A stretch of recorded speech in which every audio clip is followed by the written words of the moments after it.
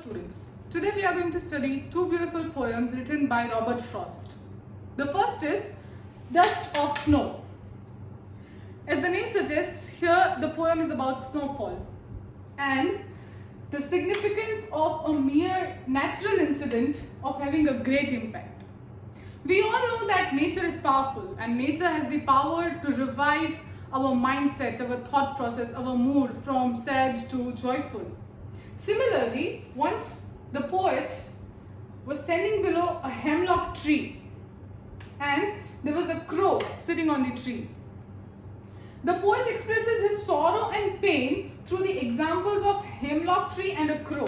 Now we know that a hemlock tree and a crow are the negative elements of nature, but still they had the power to change the poet's mood from sad to happy. The poet was in sorrow, he was sad throughout his day. But when he was standing below the tree, the crow shook some dust of snow from his body, which fell on the poet's body, and that changed his mood. Thus, through this poem, we can understand that nature is supreme power. Nature has that power to revive our mood and mindset both in a positive way. Though hemlock tree and crow are the negative elements of nature, but they had the power of positivity. And thus we can say that a mere natural incident is having a great impact in this poem. Now let us understand the second poem, Fire and Ice. In this poem, question how the world will end is discussed.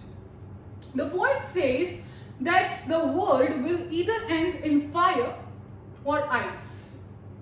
In this poem, fire expresses anger, lust and greed. These are the negative emotions that one carries. In this fire, one's life will be engulfed, which will lead to the destruction of mankind. Similarly, ice signifies hatred, coldness and rigidity, by which one will turn insensitive towards each other. That will lead to destruction of mankind, of world, and the poet favors those who supports fire. Means the poet says that one day the world will end because of our negative emotions like anger, lust or greed. But the poet says if the world has to end again, if the world has to end twice, then the world has to end in ice. That is, the world will end because of hatredness, the coldness and the rigidity that one carries for the other person in their hearts, the jealousy, the envy. So, the moral of this poem is one's anger, greed, hatred and rigidity will be the root cause for the destruction of the mankind. To explain this moral, the poet has used two elements, that is fire and ice. I hope you are clear with the moral of both the poems. Thank you so much.